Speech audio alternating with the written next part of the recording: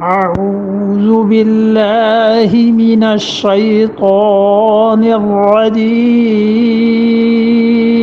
بسم الله الرحمن الرحيم ما يفعل الله بعذابكم إن شكرتم وآمنتم وكان الله شاكرا عليما۔ اور منافقوں غور کرو، ما یفعل اللہ، اللہ کو کیا پڑی ہے؟ ما یفعل اللہ، اللہ کیا کرے گا؟ بے عذابکم، تمہیں عذاب دے کے۔ خدا کو آخر کیا پڑی ہے؟ کیوں خدا تمہیں عذاب دے؟ کوئی جائیداد کا بٹوارا ہے، کوئی تمہارا اور اس کا لگا ہے، کوئی تمہاری اور اس کی کوئی نسبت ہے؟ ما یفعل اللہ، ما یفعل اللہ، اللہ آخر عذاب کیوں دے گا تمہیں؟ ان شکرتم وآمنتم، اگر تم شکر کرتے رہو اور تم ایمان لے آؤ تو ہمیں کیا پڑی ہے کسی کو عذاب دینے کی؟ دیکھا، وکان اللہ شاکرا علیما، اور اللہ تعالی کیا کرے گا؟ شکر کو قبول کرنے والا ہے، اور اس کے ساتھ ساتھ شاکرن قدردان ہے اور علیما علم والا ہے۔ شکر کرو اور ایمان لے آؤ۔ اس سے معلوم ہوا کہ اصل نیکی شکر ہے اللہ کا۔ شکر کو ایمان پر مقدم کیا ہے۔ اس پہ مفسرین نے بہت کچھ لکھا ہے کہ شکر کو ایمان سے پہلے کیوں لائے۔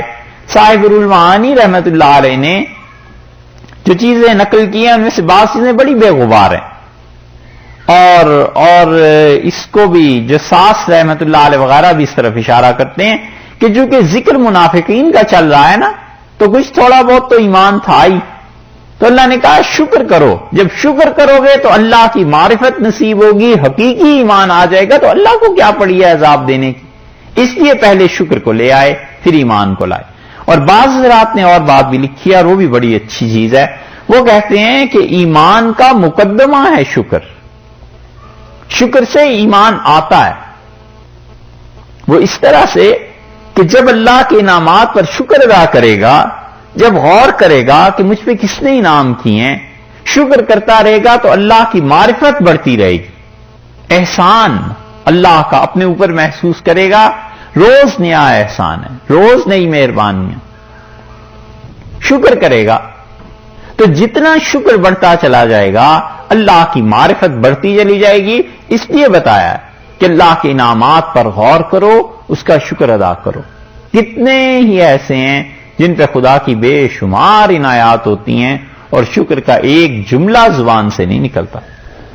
اس لیے ہمیشہ اللہ کا شکر ادا کرتا رہے، اور اس سے یہ بھی پتا چلتا ہے کہ چاہے آدمی کبیرہ گناہ میں ہی ہو، اگر وہ شکر کرتا رہا ہے نا اور ایمان اس کا ہے تو خدا اسے عذاب نہیں دے گا۔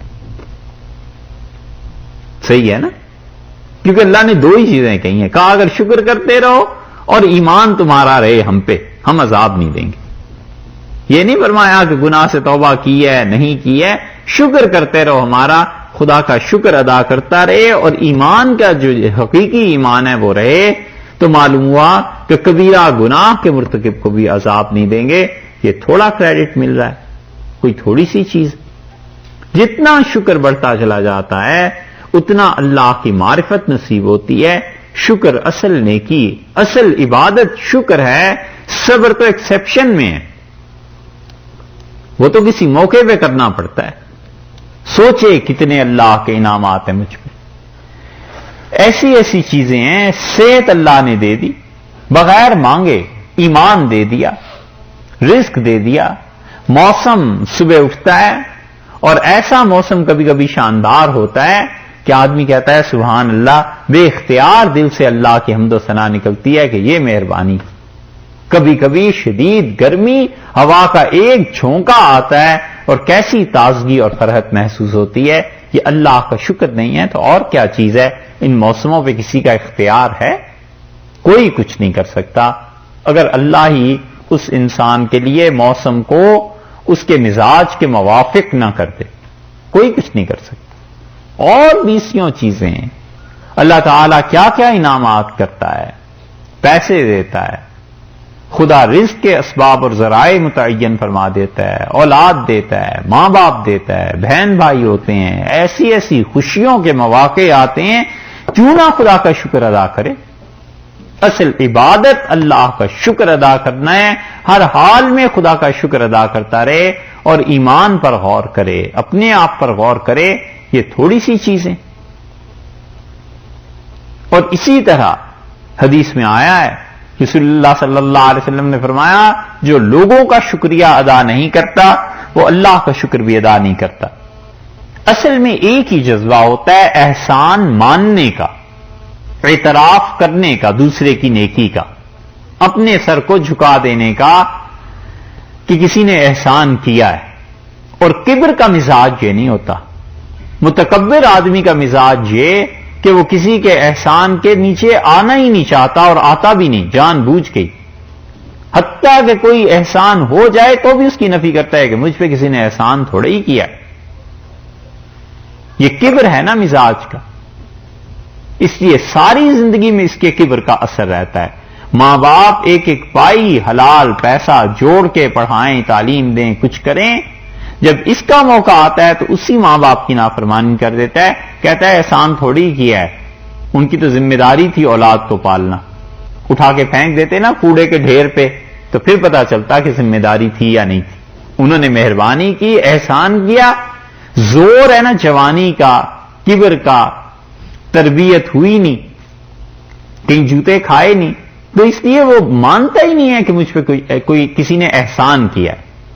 اسی طرح کی نوعیت کی چیزیں دیکھ لیں، ماں باپ کا احسان نہیں، گھر آیا تھکا ہوا اور آفس جاب کیا کیا چیزیں، اور بیوی نے اتنا اچھا کھانا لا کے رکھا، وہ بیچاری پکاتی رہی اور اس کے انتظار میں، چونکہ احسان کسی کا ماننا نہیں نا، اس لیے بہتر سے بہتر کھانا بھی کبھی زبان سے یہ نہیں نکلے گا کہ آپ نے بڑی محنت کی، کھانا اچھا پکایا، اس لیے کہ اس کی صلاحیت کا کیوں اعتراف کریں؟ پیسے تو ہم دیتے ہیں، میں ہی لا کے دیتا ہوں، نہ لا کے دوں تو دیکھوں کہاں سے کھانا پکے۔ یہ ہے کبر کی ذہنیت۔ اور بچے ہو گئے تو بچوں کو بات بات پہ تھپڑ پڑ رہے ہیں، یہ چیز ہو رہی ہے، میں تمہارا باپ اور باپ اور باپ اور باپ ہونا بھی احسان ہو گیا۔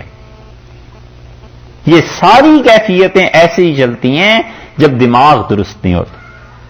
اس لیے نمازی بہت مل جائیں گے، بندے کم ملیں گے، انسان کم ملیں گے۔ انسان نہیں بنتے، نمازی بن جاتے ہیں، حاجی بن جاتے ہیں، یہ سب چیزیں آ جاتی ہیں، انسان نہیں بنتے، انسان بننا دشوار۔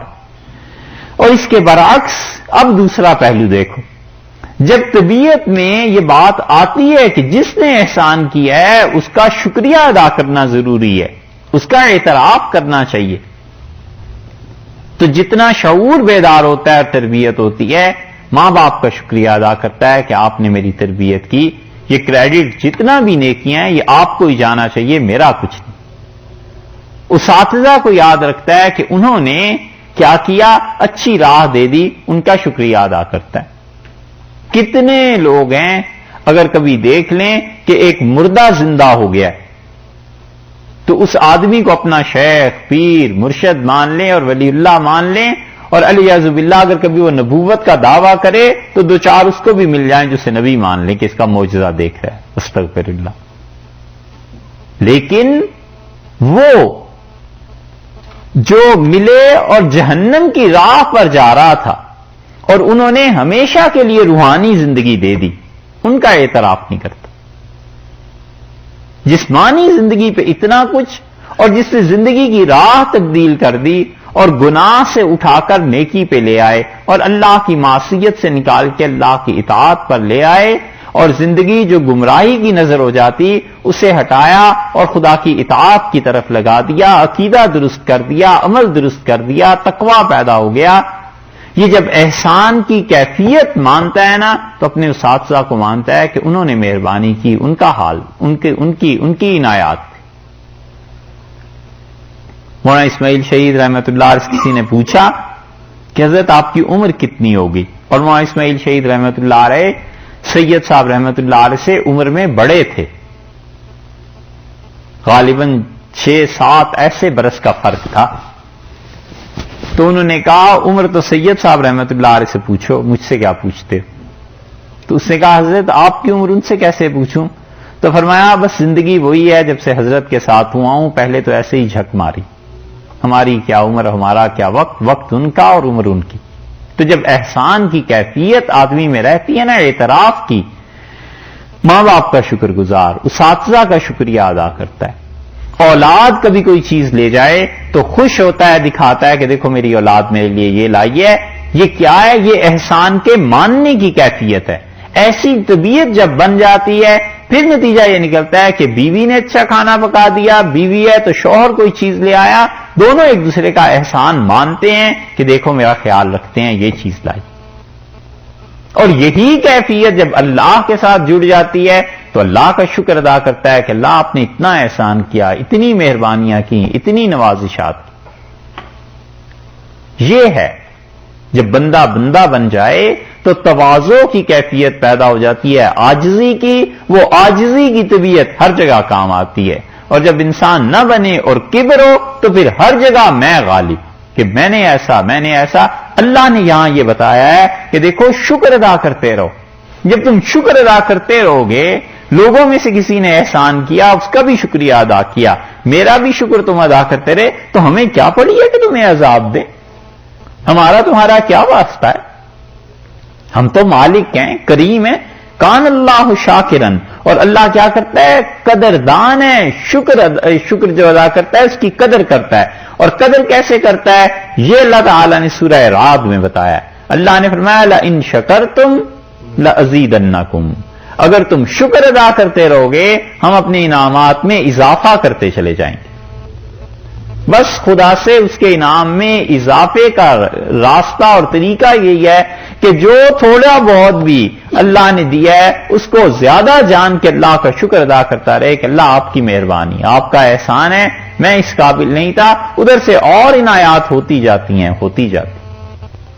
حتیٰ کہ کبھی کبھی ایسی عنایات ہو جاتی ہیں کہ آدمی بہرحال آدمی ہوتا ہے، انسان ہی ہوتا ہے، اور جب شکر کی کیفیت کا غلبہ ہو جاتا ہے تو وہ اتنا کچھ عنایت فرما دیتے ہیں کہ کبھی کبھی آدمی کا دل پھٹ جاتا ہے اور مر جاتا ہے۔